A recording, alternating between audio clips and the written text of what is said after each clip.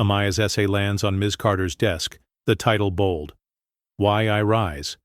The teacher's pen hovers, then strikes unoriginal, scrawled in jagged red. A classmate's pencil drops, the clatter cutting the quiet. Amaya's fingers dig into her notebook, lines of effort dismissed with a flick of ink. See me after class. Yes, ma'am. The bell rings, chairs scrape, backpacks zip. Amaya stays seated, eyes locked on the essay. Ms. Carter stacks papers, her back turned. Dismissal clear. A fluorescent light buzzes overhead, casting shadows on the failing grade. A classmate leans in, whispering, "You okay?" Amaya nods. Always. The classroom empties. Amaya's chair groans as she stands, the essay abandoned. The red pen teeters at the edge of Ms. Carter's desk, poised to fall. Amaya walks the empty hall, her reflection warped in locker doors. A janitor's mop sloshes nearby. She pauses, thumb brushing her phone screen. A notification glows. Scholarship Committee. Her breath hitches. Not here, she murmurs. She slips the phone into her pocket, shoulders squaring. Her footsteps echo down the corridor, each step heavier than the last. She passes a group of students laughing by the water fountain. One glances at her, then looks away quickly. Amaya keeps her head high, jaw set. She reaches her locker, fumbles, with a combination. The lock sticks. She exhales, tries again. It opens. She stuffs her books inside, closes it with a dull thud. In the distance, Ms. Carter's voice drifts from the teacher's lounge, low and unreadable. Amaya glances at the essay in her hand, the red scrawl bleeding through the paper. She folds it, tucks it deep into her bag. Her grip tightens on the strap. She moves toward the exit, the afternoon sun slanting through the doors. For a moment she stands in the light, eyes closed, gathering herself. Then she steps outside, leaving the sting of the classroom behind, at least for now. Miss Carter stands at the front, her heels clicking sharply against the tile. She holds Amaya's essay, red marks slashed across the page. Your best isn't enough, she says, voice clipped, eyes never meeting Amaya's. The words land heavy and the room's quiet deepens. Amaya's shoulders stiffen, her jaw tight. A fluorescent light flickers overhead. The class sits in uneasy stillness, pencils tapping, feet shuffling. A boy in the back glances at Amaya, sympathy flickering before he looks away. A girl 2 seats, overshifts uncomfortably, her hand frozen mid-note. Amaya stares at the grade, her breath shallow. The paper trembles in her grip, but she doesn't let go. Someone coughs, the sound sharp in the hush. Ms. Carter moves to the next desk, her attention already drifting. A classmate leans in, voice barely above a whisper. She's never fair with you. Amaya shrugs, not trusting herself to speak. She slides the paper into her folder, smoothing the edges with careful, deliberate fingers. The bell rings, abrupt and jarring. Students gather their things, the scrape of chairs and shuffle of backpacks filling the space. Amaya lingers, packing slowly, her movements measured. She glances at Miss Carter, who avoids her gaze, busying herself with a neat stack of essays. As Amaya leaves, a girl at the door gives her a small, hesitant smile. Amaya nods, grateful for the gesture, however fleeting. The hallway is crowded, but she moves through it quietly, the verdict echoing in her mind. She presses her folder to her chest, the weight of not enough settling deeper with every step. The world outside the classroom feels colder, the air sharper. Amaya keeps walking, head high, dignity holding her together as she disappears into the crowd. Lockers slam as students spill into the hallway, their voices bouncing off the walls. Amaya steps out, clutching her folder tight against her chest. Miss Carter's words trail behind her. Some people just aren't cut out for this level. The phrase lingers, heavier than her books. A group of classmates cluster near the water. Done fountain. One glances over, eyes flicking away when Amaya meets her gaze. Another whispers to a friend, their laughter fading as Amaya passes. She keeps her head high, but her grip on the folder tightens, knuckles paling. Her phone vibrates in her pocket. She pulls it out, thumb hovering over the screen. A notification glows. Congratulations. The word stands out, sharp and out of place against the day's bruising rhythm. A boy from her math class nods as he passes, offering a small, uncertain smile. Amaya nods back, her expression guarded. She leans against the cool metal of her locker, letting the noise of the hallway wash over her. A teacher walks by, arms full of textbooks, offering a distracted greeting. Amaya mumbles a reply, her mind elsewhere. She opens her folder, staring at the red marks on her essay. The ink seems to bleed through the page, staining her confidence. She folds the paper, tucking it away. The hallway feels narrower, the faces around her blurred. A friend approaches, voice low. "You okay?" Amaya forces a smile. "Yeah, just tired." Her friend hesitates, then squeezes her shoulder before disappearing into the crowd. Amaya stands alone, the congratulatory message still glowing in her hand. She draws a slow breath, the contrast between hope and doubt sharp in her chest. She pushes off the locker and walks toward the exit, the echo of "not cut out for this" following her down the hall. Amaya stands just outside the classroom, hallway noise swirling around her. She leans against the wall, thumb hovering over her phone. The screen glows with a single subject line. "Congratulations." The blue light reflects in her eyes, casting shadows on her tired face. Behind her, Ms. Carter's laughter drifts from the teacher's lounge, mingling with the clatter of lockers and the squeak of sneakers on tile. Amaya's jaw clenches. She glances at the essay in her folder, the red marks a fresh bruise. A group of students pass, one nudging another. "That's her," someone whispers. Amaya's grip tightens on her phone, knuckles pale. She draws a steady breath, tuning out the background noise. Her friend texts, "Open it. You deserve good news." Amaya hesitates, thumb trembling above the screen. A locker slams nearby. She flinches, then steadies herself. She studies the subject line again, heart pounding. The hallway feels endless, every sound amplified. She closes her eyes for a moment, blocking out the world. The phone vibrates again. Another message. "You okay?" She types back, "I will be." Amaya finally taps the email. The screen loads, slowly, the spinning icon holding her hostage. She glances over her shoulder, catching a teacher's curious glance. Amaya looks away, focusing on the loading bar inching forward. A deep breath.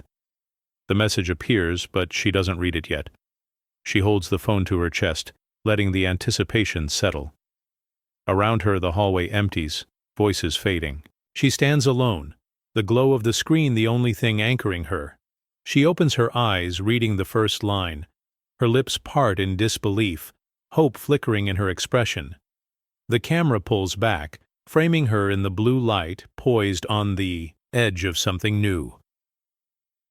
Amaya walks down the main corridor, footsteps muffled by old carpet.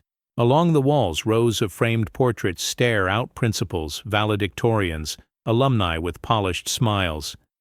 Every face is white, every plaque engraved with names she's never heard at home. She slows, the scholarship email still open on her phone, the glow lighting her features. She stops beneath a portrait of the school's founder, his gaze stern, suit pressed. Her reflection shimmers faintly in the glass, superimposed over his face. For a moment, it's as if she's standing among them, but the illusion breaks when a group of students passes, their laughter echoing down the hall. One girl glances at Amaya, then at the portraits, then quickly away.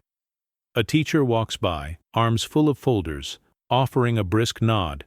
Amaya returns it, lips pressed together. She scrolls through the email again, rereading the words.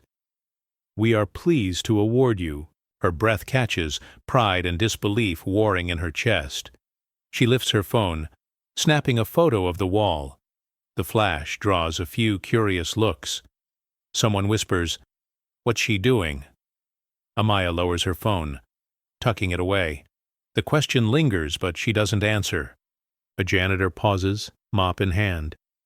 You got good news? Amaya nods, a small smile breaking through. Yeah, I did. The janitor grins, then moves on, whistling softly. Amaya steps back, taking in the whole row of portraits. Their privilege feels less certain now, the air around them unsettled. She stands a little taller, the email still burning in her palm. She turns and walks away, her reflection shrinking in the glass. The camera lingers on the portraits, their legacy unchanged but no longer unchallenged. The hallway feels different. As she leaves, something has shifted, even if only she can feel it. A stack of forgotten files sits in the principal's office, dust motes swirling in the afternoon sun.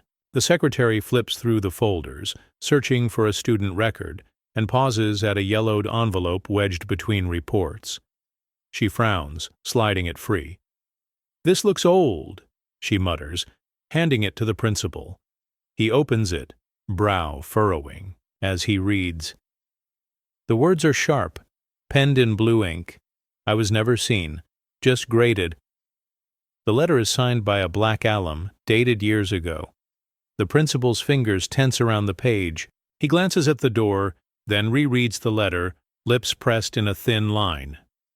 Down the hall, Amaya pins a photocopy of the letter to her bulletin board. She smooths the corners, eyes tracing each sentence. A classmate leans over her shoulder. "Who wrote that?" "Someone who got tired of being invisible," Amaya replies, voice steady. The principal stands at his window, letter in hand, watching students cross the courtyard. He calls the secretary back. "Did you know about this?" She shakes her head, concern flickering in her eyes. No one ever mentioned it. Amaya's teacher, Mr. Daniels, notices the letter on her board during class. He reads it, silent for a moment, then nods to her in quiet understanding. The weight of the words settles over the room, heavier than any textbook. Later, the principal places the letter on his desk, sunlight catching the ink. He hesitates, then slides it into a folder. Marked to review. The folder joins a growing pile, but this time the letter isn't buried. As the day ends, Amaya glances at the bulletin board, the letter's presence a silent challenge. The past refuses to disappear, its truth now pinned in plain sight. School's routine continues, but the air feels charged, as if everyone senses something important has finally surfaced. Amaya's bedroom glows with the faint light of her desk lamp. Pages scatter across her bed, essays marked up in red, a math worksheet, a dog-eared novel. Her mother's soft snore drifts from the living room, TV murmuring in the background. Amaya rubs her eyes, exhaustion etched in every movement. She highlights a passage in her essay, then stops, reading the teacher's comment. Lacks depth. Her lips press together. She glances at the clock, 2:11 a.m. The kitchen hums with the refrigerator's steady drone. Amaya stands, stretches, and pads quietly. To the fridge, a faded photo is taped to the door. Her father, arm around her younger self, both smiling wide. She pours a glass of water, staring at the photo. Her mother's voice, muffled by sleep, calls, "You coming to bed?" "In a minute, Mama," Amaya answers, forcing cheer into her tone. Back at her desk, she flips through her notes, highlighter trembling in her grip. She rewrites a paragraph, erasing and rewriting, the words blurring together. Her phone buzzes. A friend's message. "Still up?" "Yeah, gotta finish this draft," she types back. The house is quiet except for the scratch of her pen. Her mother appears in the doorway, wrapped in a blanket. "You need rest." "I know. Just one more page." Her mother sits beside her, hand on Amaya's shoulder. "You work so hard, baby. Don't let them make you feel small." Amaya nods, blinking back tears. "I just want them to see me." Her mother squeezes her hand, then shuffles back to the couch. Amaya turns to her essay, determination flickering in her tired eyes. The clock ticks on. She keeps writing, the night pressing, in but her resolve holding firm. A metal drawer slides open in the guidance office, files packed tight. The counselor, Ms. Green, thumbs through folders, her nails tapping a restless rhythm. She pulls out Amaya's file, flipping it open. Transcripts, recommendation forms, a personal essay, each page neatly clipped. Ms. Green reads, lips pursed, eyes narrowing at the straight A's. She grabs a pen, scribbles a note on the cover. Recommend community college. Her sigh is long, tired. She glances at Amaya's essay, the title bold, Why I Rise. For a moment, she hesitates, then shakes her head and slides the essay beneath the transcript. The phone rings. Guidance, Ms. Green speaking. A parent's voice crackles through the line. We're hoping for Ivy League consideration. Ms. Green glances at Amaya's file, then at the college brochures on her desk. That's a competitive process. Not every student is a fit. She hangs up, tapping her pen against the desk. The file sits open, Amaya's achievements staring back. Ms. Green closes it, the folder's edge digging into her palm.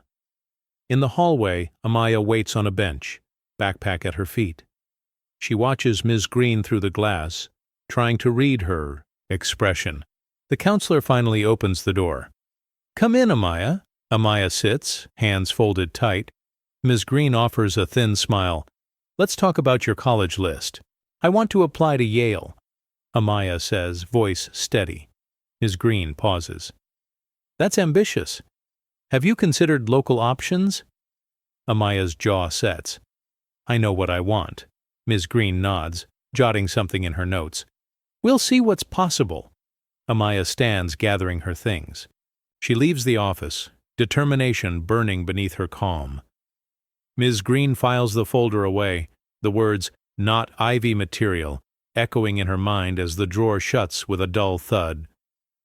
Desks creak as students settle in, the morning sun streaking across the chalkboard.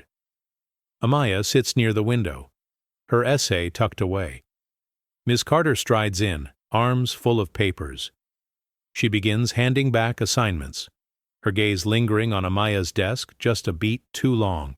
The tension is sharp, unspoken. A folded scrap of paper slides across to Amaya. She glances down. She's harder on you. The words are scrawled in hurried pencil. Amaya looks up, searching for the sender, but everyone is busy pretending to take notes. Miss Carter calls on a student in the front row.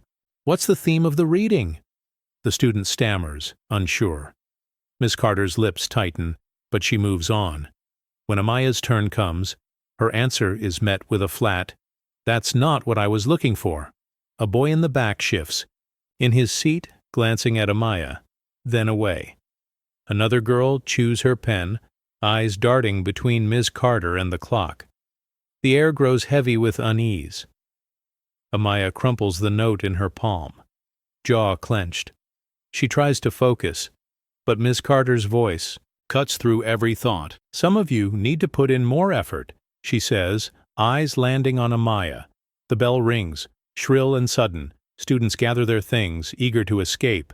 As Amaya stands, a classmate leans in, voice low. "Don't let her get to you." Amaya manages a tight smile. "I'm used to it." Ms. Carter erases the board, her back to the class. The last student leaves, the door swinging shut. Amaya lingers for a moment, then slips out, the note still balled in her fist. In the hallway, she exhales, the accusation echoing in her mind. She smooths the paper, tucks it into her pocket, and walks on, head high despite the weight. The bell rings for lunch, and students pour into the hallway. Amaya lingers by her locker, organizing her books with deliberate care. A tall woman in a navy suit walks past the main office, heels clicking softly. She pauses, scanning the crowd, then approaches Amaya with a warm, steady smile. "You're Amaya, right?" Amaya nods, cautious. "Yes." The woman extends a hand. "I'm Dr. Simone Harris. I graduated from here. Mind if I talk with you for a minute?" Amaya closes her locker, nodding again. Dr. Harris leans in, voice gentle but firm. "They'll try to erase you. Don't let them. You have every right to write your own story." A group of students pass, whispering about the visitor's fancy pin-of-gold university crest. Dr. Harris notices.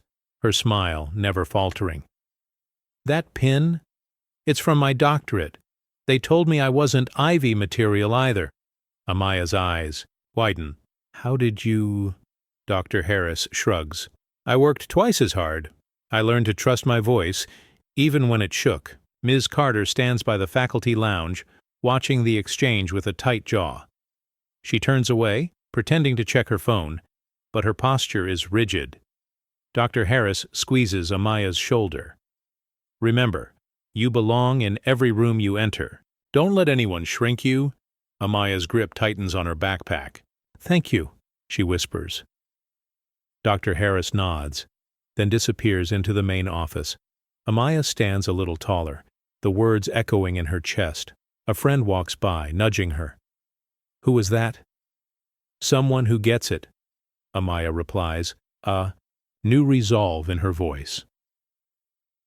As the hallway empties, Amaya glances at the gold pin glinting down the corridor, hope flickering in her eyes. She heads to class, the future suddenly feeling a little bigger.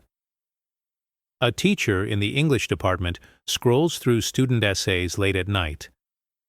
She pauses on Amaya's, reading the lines twice, then a third time. The words hit hard raw, honest, impossible to ignore. She copies the file, hesitates, then attaches it to an email addressed to a popular education blog. Her finger hovers before she clicks send. The next morning, Amaya's phone buzzes non-stop. "Have you seen this?" A friend texts, sending a link. The blog headline reads, "A masterpiece ignored." Amaya's words are quoted, her story spreading fast. Comments pour in. "This changed me. Why wasn't this recognized?" Who graded her down? Ms. Carter's inbox fills with parent messages. The subject lines stack up. Concerned. Unfair grading. Please explain. She deletes the first few, then stares at the growing list, her hand trembling. A colleague knocks on her door, voice careful. "Did you see the essay online?" Ms. Carter's reply is clipped. "It's being handled." In the hallway, students whisper as Amaya walks by. Some nod in support, others just stare. A teacher gives her a thumbs up. Amaya's cheeks flush, pride and anxiety warring inside her. Her mother calls during lunch. "I'm proud of you, baby.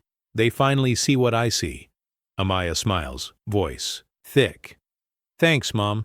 Ms. Carter sits at her desk, reading the blog post. She closes the laptop, jaw tight. The classroom feels smaller, the walls closing in. She glances at the red pen on her desk, then shoves it into a drawer. That afternoon, Amaya's English teacher stops her after class. "You spoke for a lot of us," she says quietly. Amaya nods, gratitude in her eyes. As the final bell rings, Amaya walks out, head held higher. The truth is out now, typed in Times New Roman for everyone to see. A parent sits at the dining table, laptop open, spreadsheets glowing on the screen. They scan the list of students and grades, brow furrowing. As a pattern emerges, names highlighted in yellow, mostly students of color, are clustered with failing marks.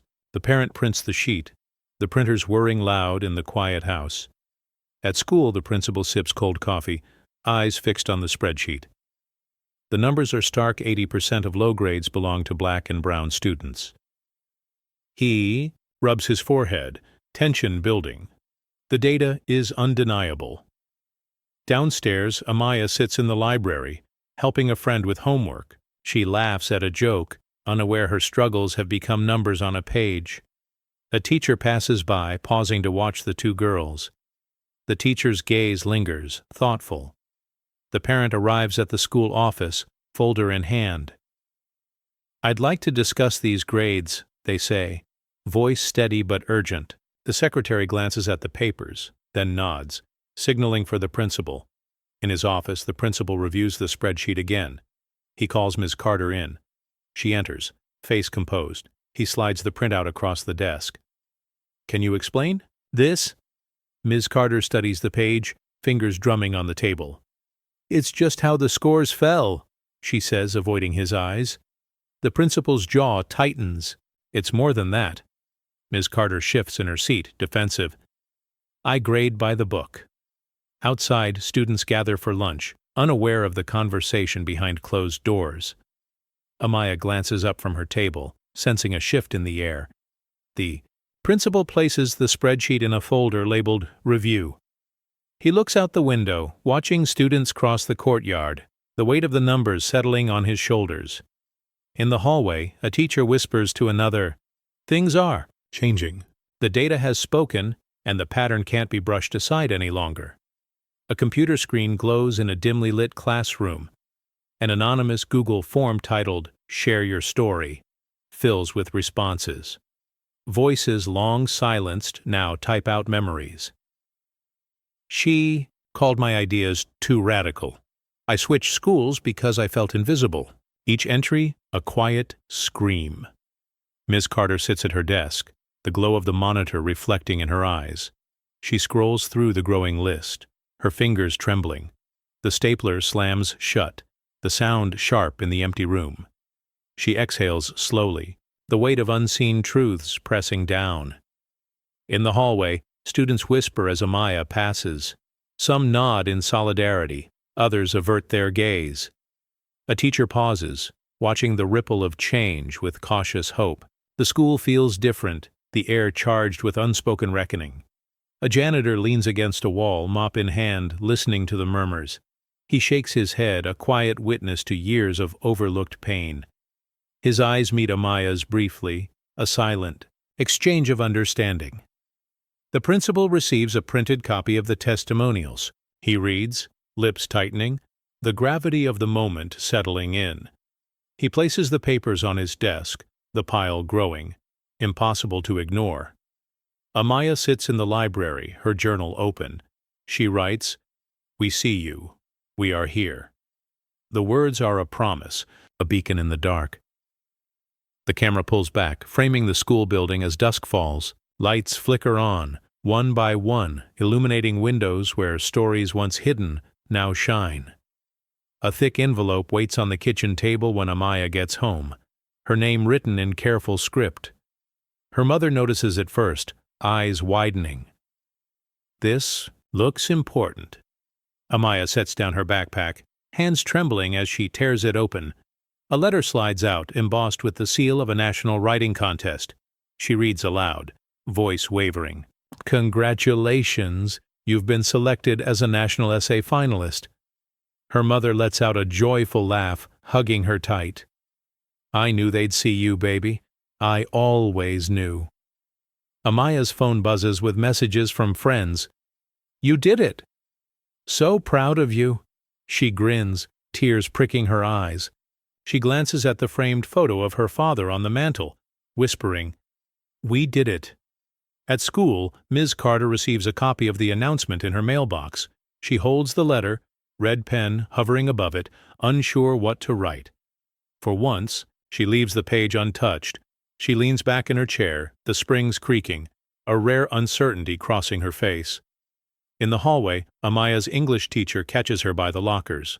You earned this, she says, squeezing Amaya's shoulder. Don't let anyone take it from you. Amaya nods, pride and relief mingling. She tucks the letter into her binder, carrying it like a shield. That evening, her mother frames the letter, hanging it beside her father's photo. This is just the beginning, she says, voice full of hope. Amaya sits at her desk, staring at the letter, determination burning in her chest. She opens her journal, writing, They see me now. The words settle on the page, a promise to herself that she'll never shrink again.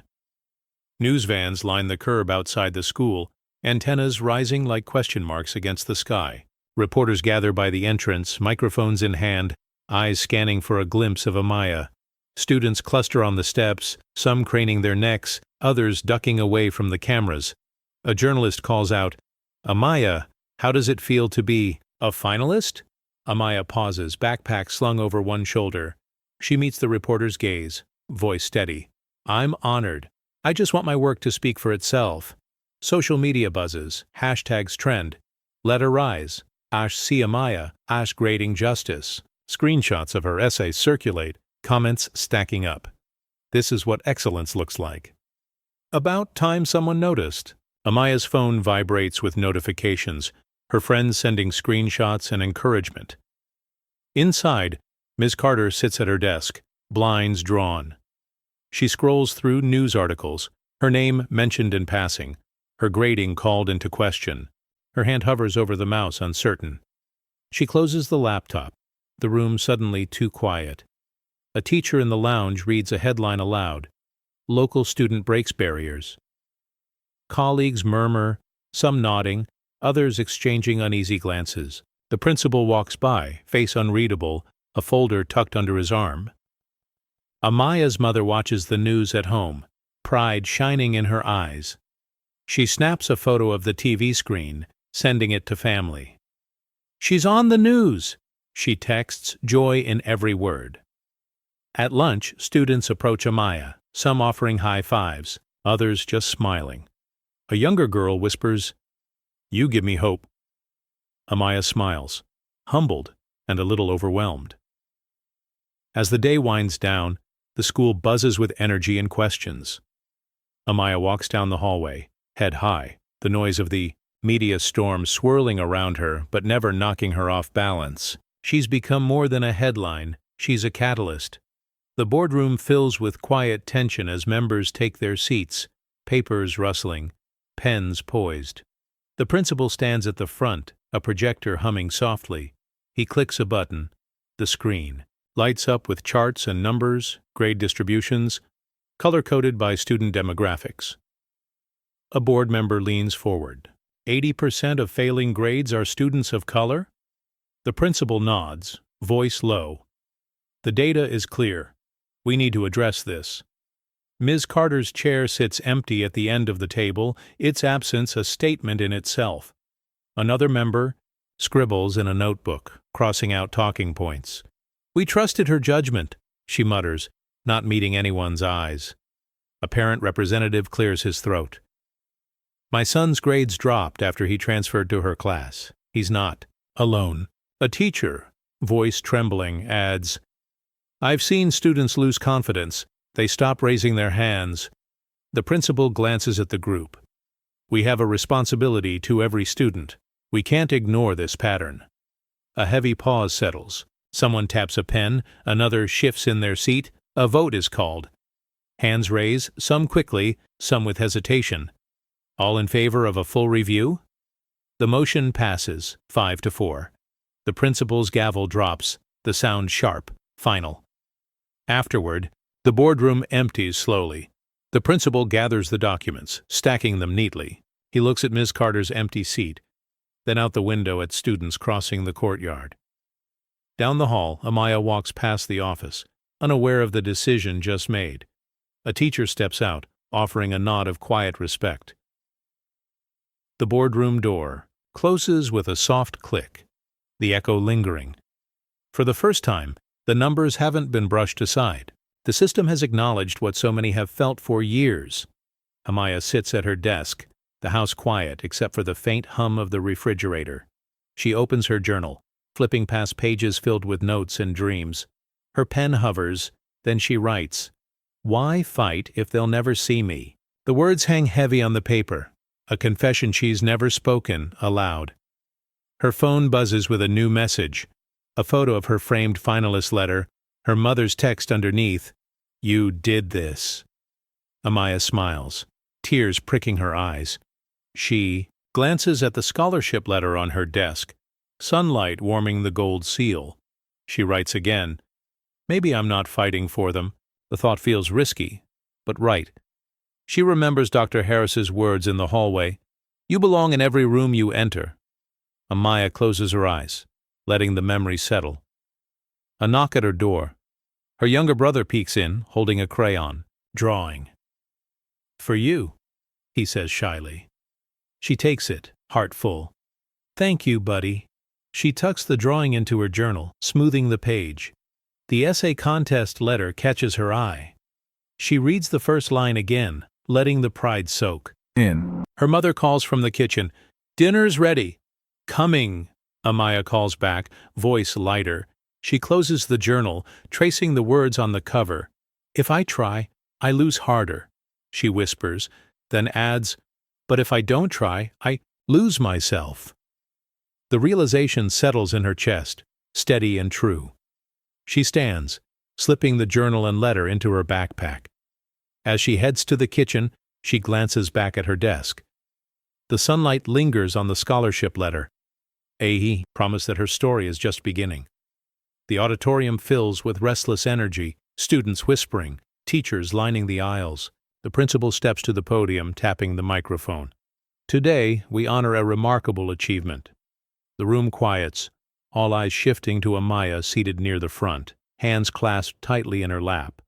A spotlight flickers on, illuminating her as the principal continues, "Please join me in congratulating Amaya Brooks, recipient of a full academic scholarship." Applause erupts, echoing off the walls. Amaya stands slowly, heart pounding, legs unsteady beneath her. She walks to the stage, each step measured.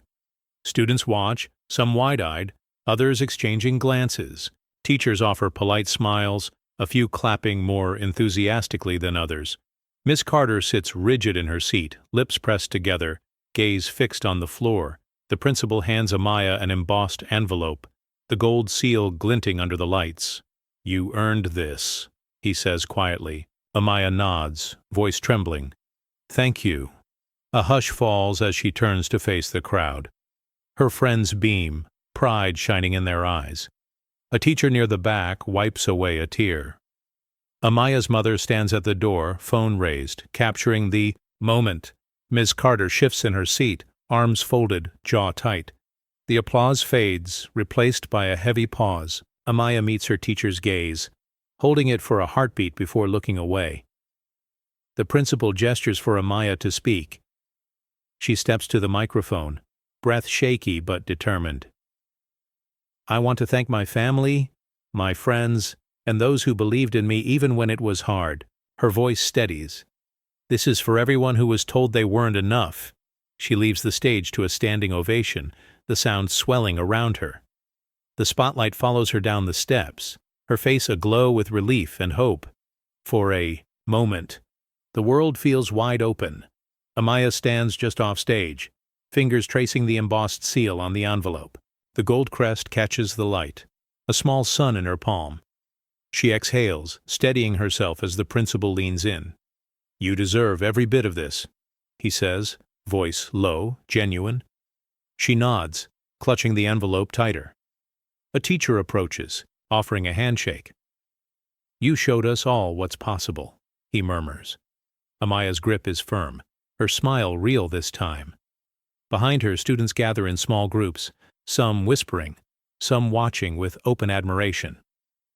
Miss Carter sits in the second row, pen slipping from her hand, clattering to the floor. The sound draws a few heads, but she doesn't move to pick it up. Her gaze stays fixed on the envelope in Amaya's grasp, envy flickering across her features. A friend rushes over, eyes shining. "Let's see it." Amaya laughs, unfolding the letter inside. The words leap up at her. "Full academic scholarship awarded." Her friend squeezes her arm. "I knew you could do it." A reporter edges closer, notebook ready. "How does it feel?" Amaya glances at the envelope, then at the crowd. "It feels earned. It feels right." The principal returns to the microphone. "Let's give her another round of applause." The room erupts again, louder this time. Amaya holds the envelope high, letting the moment settle in her bones. Ms. Carter finally bends to retrieve her pen, movement slow, shoulders slumped. She glances at the stage, her expression unreadable. The applause rolls on, drowning out the sound of her defeat. As the ceremony ends, Amaya tucks the envelope into her bag, her steps lighter than before. She heads for the exit, friends at her side, the gold seal glinting with every stride. For the first time, the promise of her future feels real, tangible, and entirely her own. Ms. Carter stands near the podium, hands clasped so tightly her knuckles, pale. She forces a thin smile as Amaya approaches, the envelope still visible in her hand. Cameras flash, capturing the moment. Ms. Carter's voice wavers just above a whisper. "I didn't expect this, Amaya." Amaya meets her gaze, steady and unblinking. "Neither did I, but I hoped for it." The words hang between them, charged and quiet. A teacher nearby shifts uncomfortably, glancing from Amaya to Ms. Carter, then away. Parents in the crowd murmur, some nodding, others watching with narrowed eyes. A student snaps a photo on her phone, catching Ms. Carter's tight smile and Amaya's composed face in the same frame. The principal steps forward, offering a handshake to both. "Congratulations, Amaya. This is well-deserved," he says, voice carrying across the stage. Amaya accepts, her grip sure. Miss Carter's hand lingers in the air, then drops to her side. A friend hugs Amaya from behind, whispering, "You did it." Amaya smiles, warmth flickering in her eyes. Miss Carter turns. Away, shoulders tense, jaw clenched. A journalist leans in, microphone poised. "Miss Carter, what do you think of your student's achievement?" Miss Carter's answer is brittle. "She surprised us all.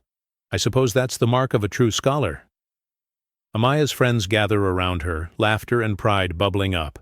Ms. Carter stands alone at the edge of the stage, applause washing over her like a tide she can't escape. She picks up her pen from the floor, fingers trembling, and slips it into her bag. As the crowd disperses, Amaya glances back once, meeting Ms. Carter's eyes for a final moment. The teacher looks away, her composure crumbling just out of sight. Amaya stands at the microphone, the auditorium hushed, every eye fixed on her. She glances at her notes, then lets them fall to her side. Her voice is soft, but unwavering. "I want to thank everyone who supported me, my family, my friends, the teachers who believed I could do more." She pauses, gaze sweeping the room. "But I also want to thank those who doubted me. You taught me resilience. You taught me to keep going when it would have been easier to give up." The words settle. Over the audience, a gentle but unmistakable challenge. A teacher in the front row nods, pride shining in her eyes. A parent dabs at his face with a handkerchief. Ms. Carter sits rigid, program crumpled in her lap, lips pressed together so tightly they nearly disappear. Amaya continues, "Every time I was told my best wasn't enough, I learned to push harder. Every red mark, every dismissive comment, every closed door, it made me stronger." She looks directly at Ms. Carter, holding her gaze for a long, silent beat. A ripple moves through the crowd. Some students exchange glances, a few teachers bow their heads. The principal folds his hands, expression unreadable. Amaya's voice steadies. "I stand here because I refuse to shrink. I stand here because I know what I'm worth." She smiles, small but real. "And I hope the next person who stands here never has to fight so hard just to be seen." She steps back from the microphone, applause rising, filling the room. Ms. Carter's grip on her program tightens, the paper creasing under her fingers. Amaya walks off stage, shoulders relaxed, the moment hers. The crowd stands, moved and changed, the echo of Amaya's words lingering long after she disappears from view. Board members sit around a polished table, notebooks open, pens poised. The principal distributes copies of grade reports, the pages sliding across the wood. One member flips through her notes, crossing out old talking points, rigorous standards, equal treatment. Her handwriting growing jagged with each. Line struck. A parent representative clears his throat, voice careful. "We've heard from families. The pattern is clear." Another board member underlines grading audit in red, then circles parent complaints 3 times. The room is thick with quiet urgency. The principal glances at Ms. Carter's empty chair, the leather seat still shaped by her absence. "We trusted her judgment," someone mutters, barely audible. A teacher rep scribbles a question, then hesitates, tapping her pen against her notebook. A board member sighs, closing her folder with a snap. "We can't ignore this any longer." She looks around the table, meeting each pair of eyes. The others nod. some reluctantly, some with relief. The principal proposes a review of grading practices, his tone measured but determined. A vote is called. Hands go up, some slow, some immediate. The motion passes. The principal marks the result in his ledger, the scratch of his pen loud in the stillness. As the meeting ends, members gather their things, avoiding each other's gaze. The teacher rep lingers, glancing at the empty chair before leaving. The principal stacks the reports, aligning the edges with care. The boardroom empties, the door closing softly behind them. The only sound left is the faint echo of pens and paper, defenses erased, excuses crossed out. For the first time, the system has chosen to listen instead of defend. Outside, the hallway is quiet. The decision hangs in the air, a silent promise that things will not return to the way they were. Ms. Carter slips out a side door, heels striking the marble floor in quick, uneven beats. The corridor is empty, fluorescent lights humming overhead. She clutches her bag to her chest, shoulders hunched. Her steps echo down the hallway, each one faster than the last. A janitor pauses at the end of the hall, mop in hand. He watches her approach, eyes narrowing with recognition. She avoids his gaze, focusing on the exit sign glowing red above the door. The janitor steps aside, saying nothing, but his presence is a silent witness. As she pushes through the heavy door, the chill of the outside air hits her face. News vans idle in the parking lot, reporters gathered near the main entrance, oblivious to her retreat. She keeps her head down, moving quickly past the line of vehicles. Her phone vibrates in, her purse. She ignores it, fumbling for her car keys. Her hand shakes as she unlocks the door, glancing over her shoulder. No one follows. She slides into the driver's seat, breath coming in short, uneven bursts. Inside the building, the ceremony continues, applause and laughter muffled by thick walls. Miss Carter grips the steering wheel, knuckles white.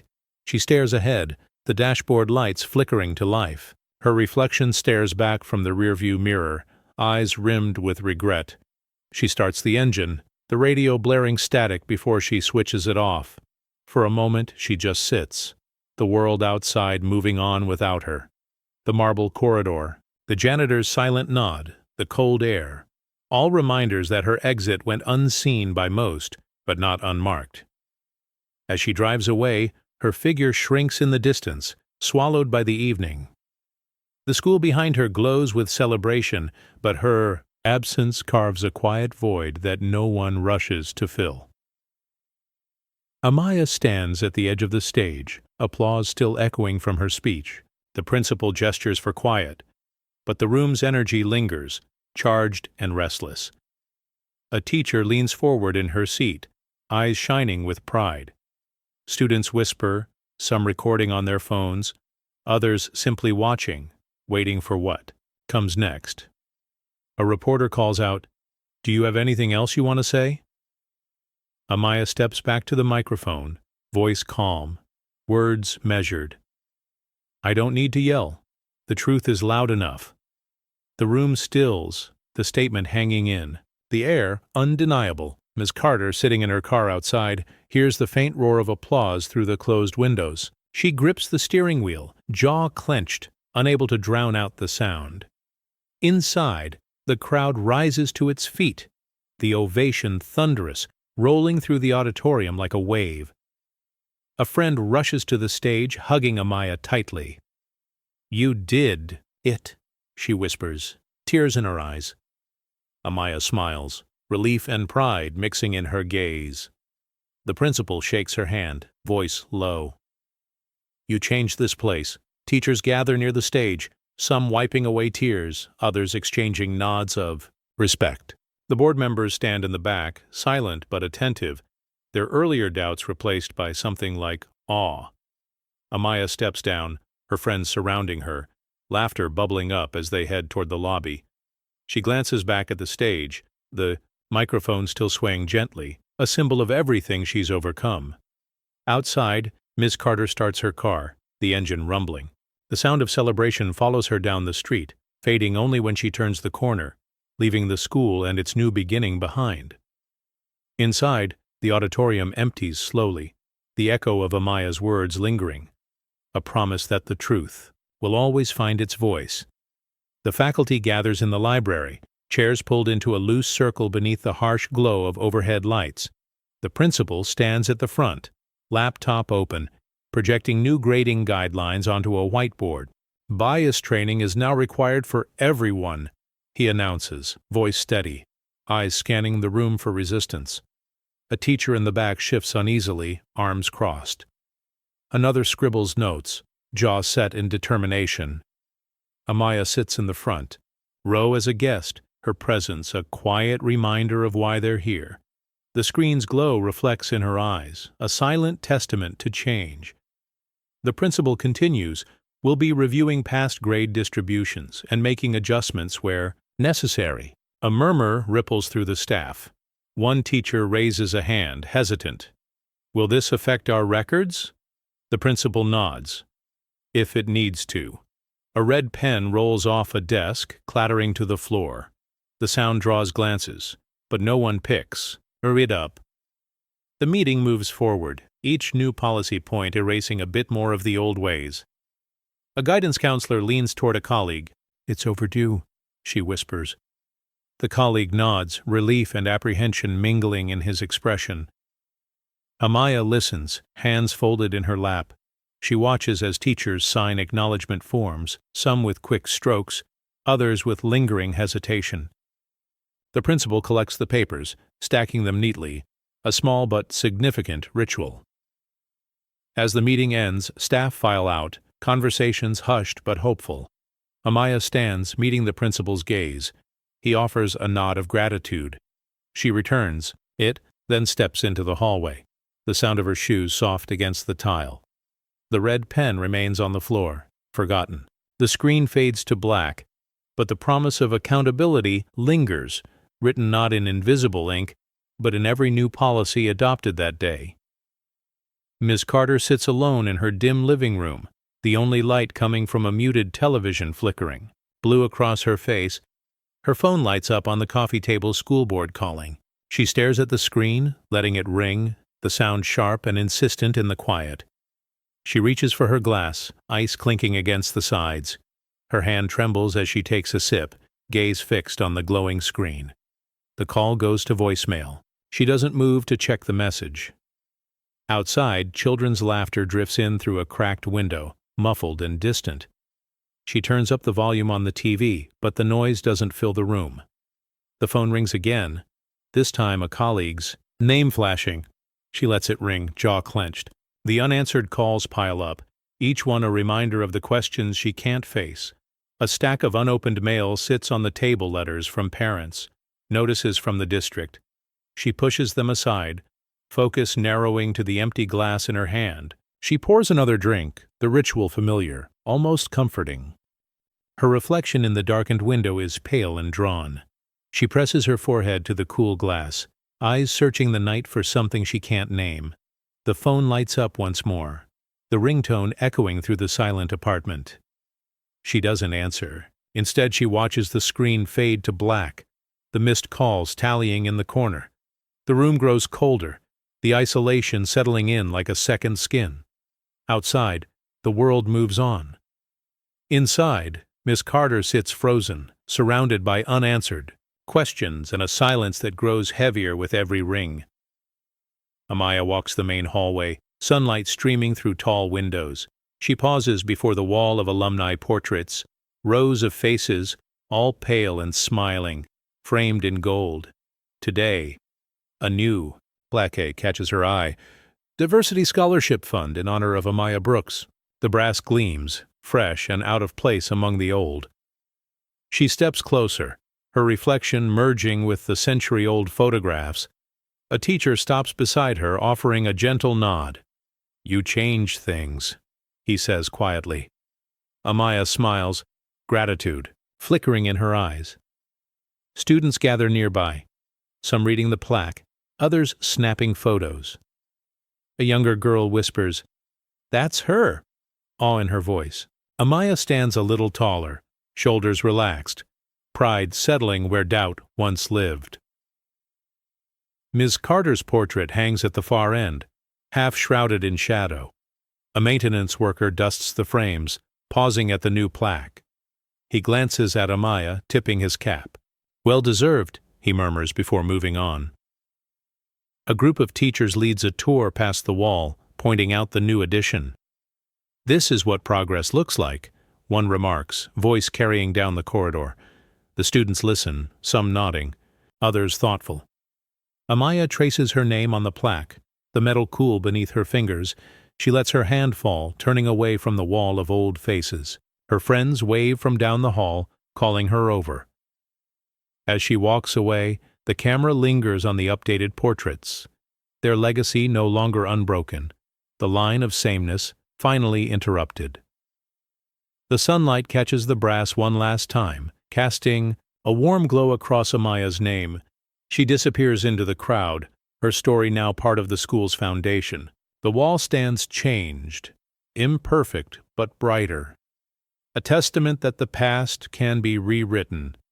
One name, one act of courage at a time. Ms. Carter sits alone in the staff lounge, slouched in a faded armchair. The hum of the vending machine is the only sound. Her phone glows in her hand as she scrolls through headlines.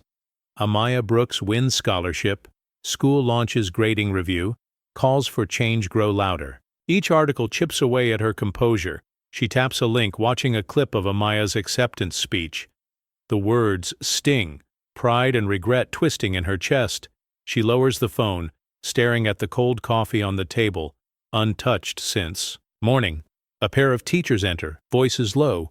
One glances at Ms. Carter, then looks away quickly, murmuring to her colleague. The other offers a polite nod, but there's distance in her eyes. Ms. Carter forces a smile, but it fades before it reaches her lips. She scrolls further, reading comments from parents and students.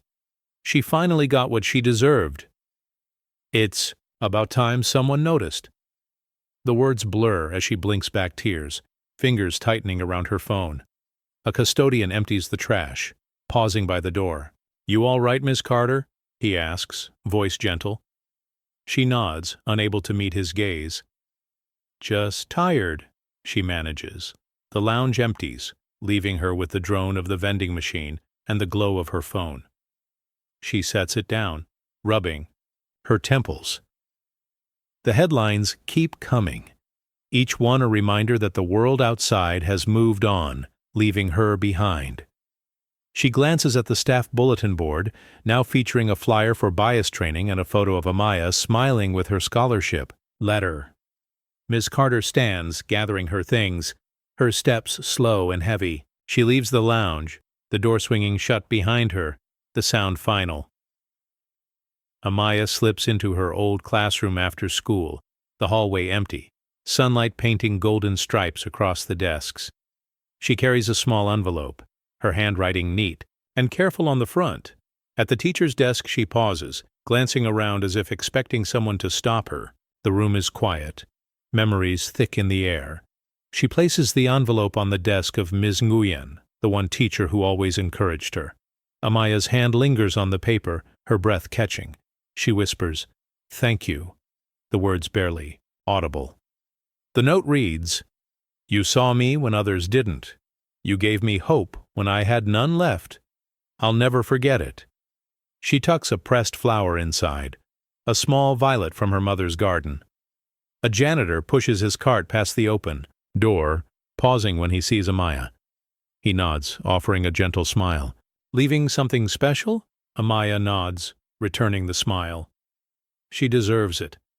She straightens the stack of papers on the desk, smoothing the edges. Her fingers brush the corner of an old class photo, faces frozen in time. She studies it for a moment, then steps back, letting the past settle. As she turns to leave, Ms. Nguyen enters, surprised to see her. "Amaya, I didn't expect." Amaya smiles, eyes shining. "I just wanted to say thank you for everything." Ms. Nguyen's voice is soft. "You did all the work, I just cheered you on." Amaya shakes her head. That made all the difference. They share a quiet moment, the weight of gratitude filling the space. Amaya leaves, the Classroom door closing gently behind her. The envelope remains on the desk, a silent tribute to kindness that changed the course of a life. Ms. Carter sits at her kitchen table, laptop open, the glow of the screen highlighting lines of worry on her face. She attaches her resume to another job application, double-checks her references, and clicks send. Almost immediately, her inbox pings a polite rejection, then another. She scrolls through the messages, each one a variation on the same theme. "Thank you for applying, but—" She leans back, rubbing her temples. The headlines from the past weeks linger at the top of every search. School under investigation, grading bias allegations. Her name appears in comment sections, some sympathetic, most not. She closes the browser, the rejection emails still unread. Her phone buzzes. A former colleague's name flashes on the screen. She hesitates, then lets it go to voicemail. The message is short. "Just checking in. Hope you're okay." She deletes it without listening twice. Outside, children play in the street, their laughter drifting through the window. Ms. Carter watches them, remembering her own early days as a teacher when hope came easily. Now every opportunity feels out of reach, her reputation preceding her like a shadow. She opens another application, hesitating over the question. "Have you ever been the subject of a school investigation?" Her fingers hover, then she closes the laptop, unable to answer. A stack of unopened mail sits on the counter letters from the district, a bill, a card she doesn't recognize. She pushes them aside, staring at the blank wall in front of her. The world outside moves on, but she remains stuck, doors quietly closing before she can even knock. As dusk settles, Ms. Carter stands at the window, watching the streetlights flicker on. Each light is a reminder of opportunities lost and the weight of a name that now opens nothing.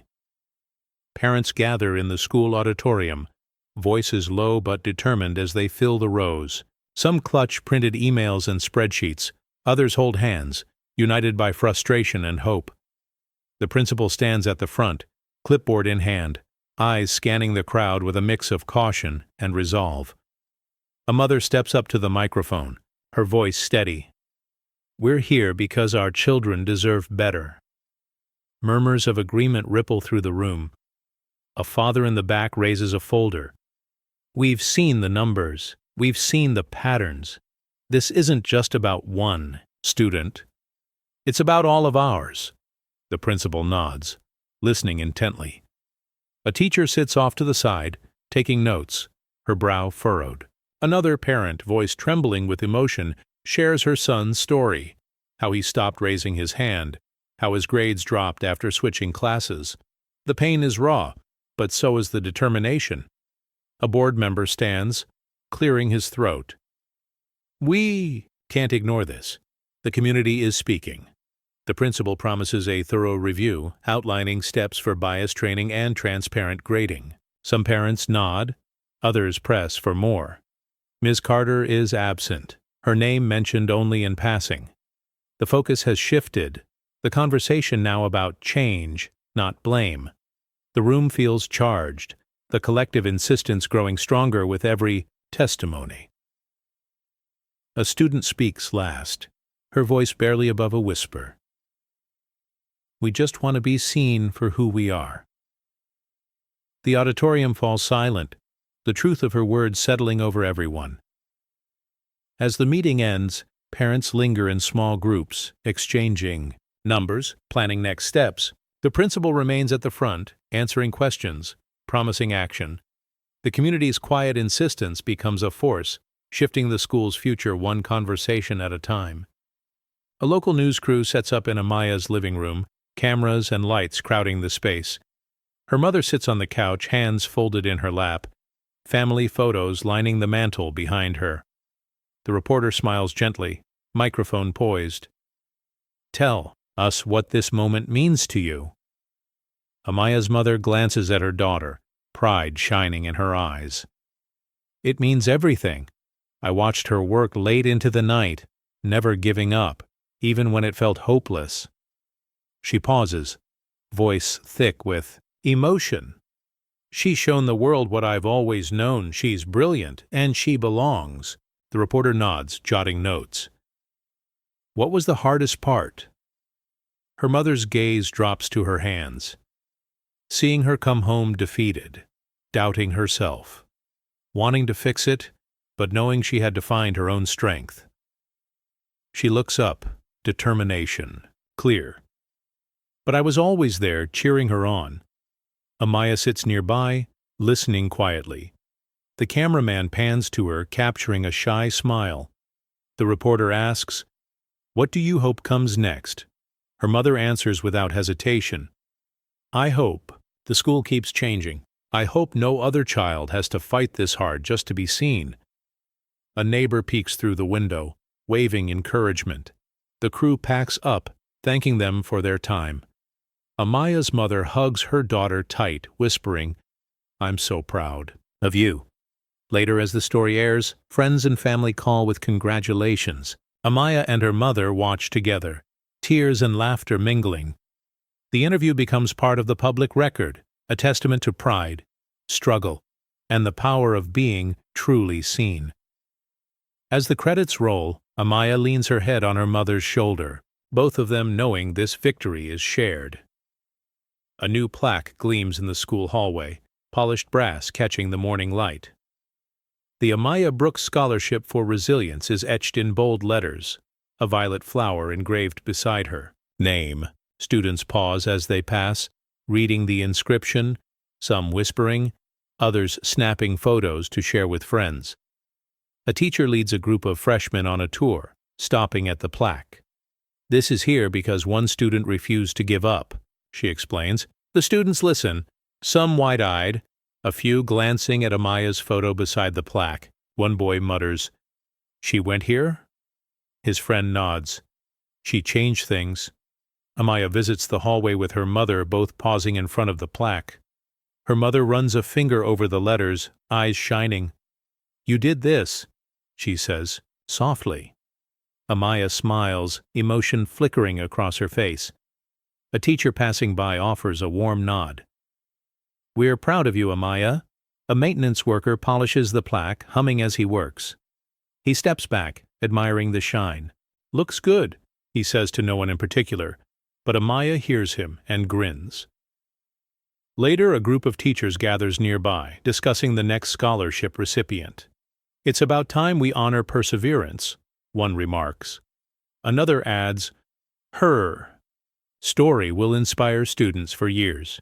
As the hallway fills between classes, the plaque stands out among the older awards and trophies. Its presence is a quiet revolution, a permanent reminder that change, though slow, can be carved into the very walls. Amaya touches the plaque one last time before heading to class, her reflection mingling with the brass. The legacy is real, tangible, and hers. The school feels different now, brighter, more open, and ready for the next chapter. The faculty room buzzes with new energy as teachers gather for their first meeting of the year. Fresh faces mingle with old ones, several new hires. Teachers of color join the circle. Coffee brews in the corner, the scent mixing with quiet anticipation. A veteran teacher offers a welcoming handshake to a newcomer, her smile genuine. The principal stands at the front, introducing each new staff member. "We're here to build something better," he says, voice steady. A young science teacher nods, her confidence clear. An English teacher, recently hired, glances at a photo of Amaya on the staff bulletin board, drawing inspiration from her story. Conversation flows more openly than before. One teacher shares plans for a multicultural literature unit. Another suggests a mentorship program for students who feel out of place. The room hums with ideas, the barriers that once divided staff now noticeably thinner. A longtime faculty member leans over to a colleague. "Feels different, doesn't it?" The colleague nods. "It's about time." During a break, a new math teacher chats with a counselor about bias training. "We're not just talking change, we're living it," she says, determination in her tone. Amaya's name comes up in a training session. "Her courage started this," a teacher remarks. Heads nod around the table, respect evident. As the meeting ends, teachers linger, exchanging phone numbers and plans for collaboration. The sense of possibility is palpable. The principal posts a new flyer. Faculty Diversity Council, all welcome. The faculty room, once quiet and closed, now feels alive with hope and purpose. New voices are heard, old routines are questioned, and the foundation of the school trembles in the best possible way. The shift is real, and it's just beginning. Amaya steps onto her new university campus just as the sun crests the rooftops, painting the walkways gold. She pauses, backpack slung over one shoulder, breathing in the morning air. Around her, students of every background cross the quad, laughter and greetings rising in a dozen languages. The world feels wide open. She walks past a mural celebrating first-generation scholars, pausing to trace a painted handprint. A group of students waves her over, inviting her to join their study circle. Amaya smiles, warmth blooming in her chest. She joins them, her voice easy, her laughter real. Her phone buzzes, a message from her mother. "They can't grade your worth." Amaya reads it twice, heart full. She glances at the scholarship letter tucked in her notebook, the gold seal still bright. For the first time, she feels seen for more than her scores. A professor stops by, introducing himself. "We're glad you're here, Amaya. If you ever need anything, my door's open." She nods, gratitude shining in her eyes. The professor moves on, and Amaya sits beneath a tree, watching the sunlight dance on the grass. Nearby, a student group discusses starting a campus mentorship program. Amaya listens, then offers an idea. Heads turn, welcoming her input. She realizes she belongs here, not because of a grade, but because of her spirit. As the morning unfolds, Amaya walks across campus, her steps light, her future unwritten. She passes a bulletin board advertising a talk on equity in education. She tears off a slip, considering her own voice in the conversation. The camera lingers as she disappears into the crowd, her story no longer defined by struggle, but by possibility. The sun rises higher, and Amaya steps forward, legacy intact, worth beyond measure.